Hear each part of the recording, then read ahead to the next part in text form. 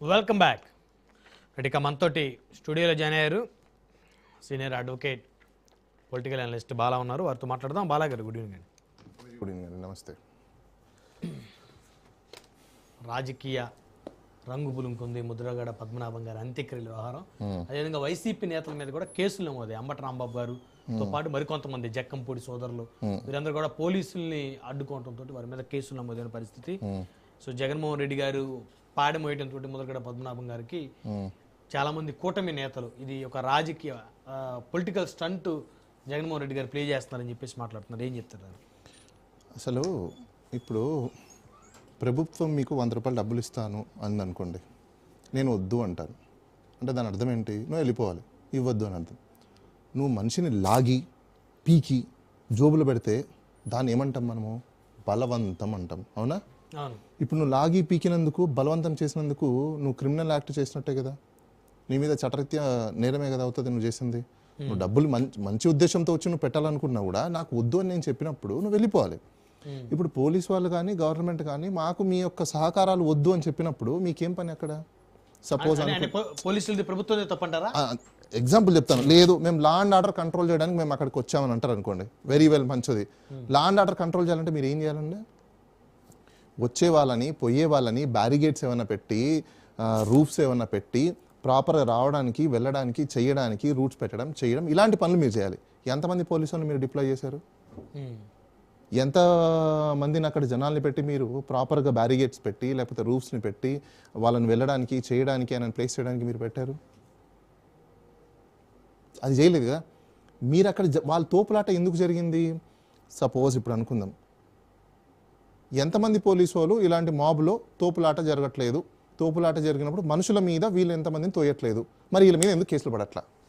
అంటే వాళ్ళ వృత్తి ధర్మంలో భాగంగా శాంతి భద్రతలు అదుపు. అవునండి, మరి మీరు నా కాలు నొక్కేసి ఇప్పుడు నా కాలు నొక్కేస్తే నేను చూస్తూ కూర్చోవాలా? పోలీసు వాళ్ళు నా కాలు నొక్కినా కూడా అయ్యా మీరు కాలు నొక్కండి అయ్యా మేము నొక్కించుకుంటామయ్యా మా దెబ్బలు తగిలించుకుంటాం ఉండాలా? తొయ్యరా? అదేంటి? అది కూడా మన యొక్క ప్రాథమిక హక్కుల్లో నన్ను నేను కాపాడుకోవడం కోసం చేసే చర్య, అది కూడా నా ప్రాథమిక హక్కుల్లో ఒక భాగం.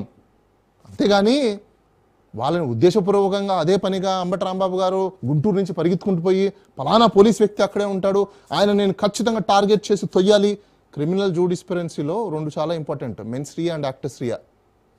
ఓకే, ఆడ మెన్స్ రియా లేదు, యాక్టర్స్ రియా లేదు. ఎందుకు? నువ్వు అక్కడ చేసిన చర్యకి ప్రొవోకింగ్కి ఆయన సైడ్ చేసుకుని వెళ్తున్నాడు. ఇప్పుడు నిన్ను తోసేయడం అంటే ఏంటి? తోసేసి కింద పడేసి వెళ్తాడు చూసారా, అది క్రైమ్. వాంటెడ్లీ చేస్తే ఆయన పక్క జరిపేసి మనిషిని ఆయన దారా ఆయన పోతున్నారంటే అర్థం ఏంటి? ఈ క్లియరింగ్ ద స్పేస్. ఇప్పుడు ఇప్పుడు మంచి జరగట్లేదు అట్లే ఉంటే మీరు ఎట్లా చూస్తుంటారా? పక్క జరిపేసి మీరు వెళ్ళిపోరా? That's it. సో లీగల్ గా కూడా మీరు అడ్వకేట్ కాబట్టి పోలీసులకి అబ్సల్యూట్లీ అండి. అక్కడ ఇప్పుడు నేను ఒకటే అండి, ఇప్పుడు ఆయన మీద కేసు పెట్టారు. ఈయన ఏమైనా ఎందుకు కేసు పెట్టారు చెప్పండి నాకు? మీరే పోలీసుల విధులకు ఆటంకం కలిగిస్తున్నారని. ఓకే, వాళ్ళ విధులు అవునా? అంతేనా? ఏం ఆటంకం కలిగించాడు ఆయన? పోలీసులు అధికారిక లాంఛనాలతోటి ముద్రగడ పద్మనాభం గారికి అనే వద్దని చెప్తే మళ్ళీ అధికార లాంఛనాలు మీరు అంటారు. నాకు అర్థం. ఇప్పుడు అధికార లాంఛనాలుగా ఆయన కార్యక్రమాలు జరిగాయా? ఫస్ట్ నా క్వశ్చన్. జరుగుతుండే ఆపేశారు కాదండి, జరిగిందా? జరగలేదు.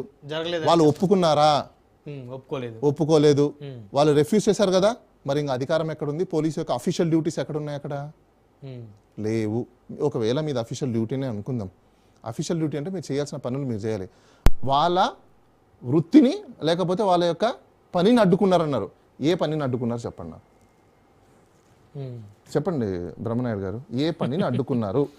సింపుల్. ఇప్పుడు ఆయన మాబ్ని క్లియర్ చేస్తుంటే చేతులు పట్టేసుకొని కట్టేసి నువ్వు వెళ్ళదు నువ్వు అడగాలి అన్నారా? కాదండి, లాజిక్. ఇప్పుడు మేము కోర్టులోనే ఇప్పుడు ట్రైల్ వచ్చినప్పుడు ఇప్పుడు మేము ఒకటి అడతాం, నీ వృత్తికి లేకపోతే నీ యొక్క అఫీషియల్ డ్యూటీస్కి అబ్స్ట్రక్షన్ జరిగింది. ఏం అబ్స్ట్రక్షన్ జరిగింది is a question. Let them to say ఏం అబ్స్ట్రక్షన్ జరిగింది. ఇప్పుడు నేను పెన్తో రాస్తున్నా, నా పెన్నును ఆపేసి హీరో కొట్టేశారు, అబ్స్ట్రక్షన్. Very well. ఇప్పుడు అక్కడ ఏం చేస్తుంటే ఈయన నిన్ను తోసాడు అనేది కూడా క్వశ్చన్. కాలు మీద పడ్డావో ఆయన మీద జనాలు పడుతున్నారో లేకపోతే ఏం జరుగుతుందో తెలియదు కదా. దెన్ ఈ ఎట్లయిపోతుంది అంటే ప్యాషనేట్గా గవర్నమెంట్ స్పాన్సర్డ్ కేసులు పెట్టేసుకుని ఎఫ్ఐఆర్ అయినంత మాత్రాన ఏదో జరిగిపోతుందని అనుకోవడం అది పద్ధతి కాదు, కరెక్ట్ కాదు. సిస్టము ఒకప్పుడు మనం ఆటోక్రసీకి వెళ్తున్నామా ఏంటో నాకు అర్థం కావట్లా. ఇండియన్ కాన్స్టిట్యూషన్ ఎందుకు తెచ్చుకున్నాము? మన కోసం వీళ్ళు ఉన్నారా? ఇప్పుడు చూడండి అక్కడ ఓ విజువల్స్ ఒకసారి వేయండి, కొంచెం ఆ విజువల్స్ వేయండి చూడండి. ఇప్పుడు వాళ్ళందరూ క్రౌడ్ ఉన్నారు. ఇప్పుడు వాళ్ళు అధికారిక లాంఛనాలు చేస్తున్నప్పుడు అక్కడ ఏమైనా అవాంఛనీయ సంఘటనలు జరగకుండా చూడాల్సిన బాధ్యత వాళ్ళకి ఉంటుంది బేసికల్గా, పోలీసు వాళ్ళకి. నేను అది యాక్సెప్ట్ చేస్తాను, ఎందుకంటే వాళ్ళ డ్యూటీ కాబట్టి. ఇప్పుడు అక్కడ వాళ్ళని అడ్డుకోవడానికి ఏముంది చెప్పండి? వాళ్ళు పోలీసు వాళ్ళు మేము గవర్నమెంట్కి అధికారంగా ఇస్తామన్నారు, వాళ్ళు వద్దన్నారు. ఇప్పుడు మీకు ఒక మెడల్ ఇస్తారండి, నేను వద్దు అని రిఫ్యూజ్ చేస్తాను, నువ్వు ఆ మెడల్ తీసుకోలేదని చెప్పేసి నేను క్రైస్ పెడతానంటే దీన్ని ఆటోక్రసీ అంటారా లేకపోతే డెమోక్రసీ అంటారా? నాకు మీరే చెప్పండి. అది అది అది అది మన ఇష్టం. తీసుకోవాలి, తీసుకోవద్దు, నాకు ఇష్టం లేదు అంటే తీసుకోలేదని కేసు పెట్టే అధికారం ఎవరికి ఉంది? దట్స్ ఇట్ అండి. ఓకే, సింపుల్ లాజిక్ ఇక్కడ. ఇప్పుడు అసలు ఎందుకు పొలిటికల్ రంగు పూనుకునింది అన్నది మెయిన్ క్వశ్చన్ ఇప్పుడు, అవునా? నేను ఒక రీజన్ చెప్తాను మీకు. ఆయన బతుకున్నప్పుడు ఆయన చాలా సందర్భాలలో చెప్పాడు.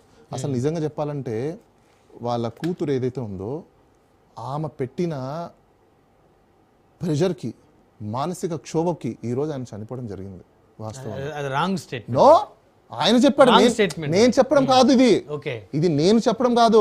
మీరు కావాలంటే రికార్డు చెక్ చేసుకోండి, యూట్యూబ్ లోకి వెళ్ళి ఒకసారి రికార్డు కొట్టుకోండి. స్వతహాగా ఆయన హెల్త్ బాగాలేని టైంలో కూడా ఆయన చాలా సందర్భాలలో మీడియా ముఖంగా వచ్చేసి ఆయన చెప్పిన సందర్భమే, ఆయన చెప్పింది, నేను చెప్పట్లా.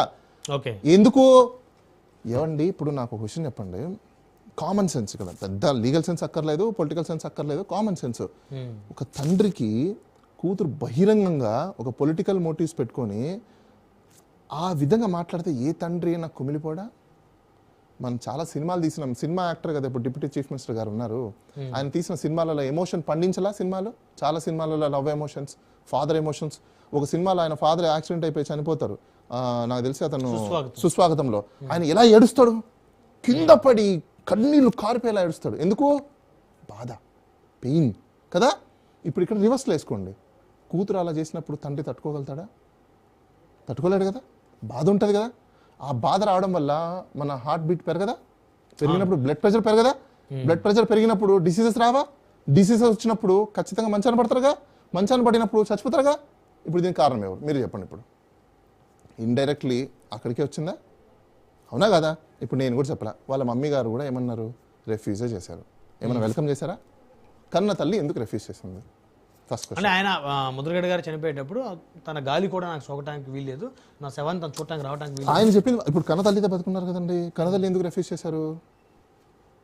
ముద్రగడ గారి మీద అభిమానంతో. అభిమానం ఎలా అవుతుందండి? ఆయన మాట జవదాటకూడదు అని చెప్పి. అరే కన్న, ఇప్పుడు ఏ సంఘటనలు జరిగి ఉంటే ఆవిడ అంత కఠినంగా మారిపోతారు. ఓకే, ఫస్ట్ పాయింట్ ఇక్కడ మనం గమనించాల్సింది, ఏ సంఘటనలు జరిగి ఉంటే అంత కఠినంగా మారిపోతారు. మనం ఇక్కడ ఇంకో కొన్ని చూస్తున్నాం, ఈ టీవీలో విజువల్స్ చూపించేసి యూట్యూబ్లో మీడియా ఛానల్లో పెడుతున్నారు. కొన్ని మీడియా ఛానల్లో అయితే ఓ కన్న కూతుర్ని కూడా రానియలేకపోతున్న వైఎస్ఆర్సీపీ కూటమి అంటున్నారు. మీకు ఎలా వెయ్యబుద్ధి అవుతుందో ఏమో నాకు అర్థం కావట్లేదు. కానీ ఆ మీడియా ఛానళ్ళకి మీకు నిజంగా ఏ మాత్రం మానవత్వం ఉంటే ఇదే ఆయన ఏడ్చిన రోజు ఎందుకయ్యా మీరు వేయలేదు? ఆయన ఏడ్చిన రోజు, ఆయన బాధపడిన రోజు, నా కూతురు ఇలా చేస్తున్నప్పుడు, నా కూతురు ఇలా అంటుంది రానివది చేయనప్పుడు, ఆ రోజు మీరు ఎందుకు చెప్పలేకపోయారు? నీతి వాక్యాలు, సూతి వాక్యాలు. జనసేన మాట్లాడతారు, అమ్మా నువ్వు ఆయన కూతురువి, నువ్వు అలా మాట్లాడకూడదు, నువ్వు పాలిటిక్స్ లోకి వెళ్ళిపోయినంత మాత్రాన మీ తండ్రిని విమర్శించకూడదు అమ్మా అని చెప్పి ఎందుకు నీతి సూతులు చెప్పలేకపోయారు? ఆ రోజు మీకు నీతులు సూక్తులు గుర్తు రాలేదా? ఈ రోజు మాత్రం అయ్యో ఆయన కూడా పాపం కూతుర్ని కూడా రానియలేకపోయారు, ఇదేంటి చోద్యము అంటే, ఎవరి పాపం వాళ్ళకి. ఇంకో విషయం తెలుసో తెలీదో, మీ పాపాలన్నీ మీకే తగులుతున్నాయి, అది చూసుకోండి ఒకసారి. Okay please. మనతోటి జనసేన పార్టీ నుంచి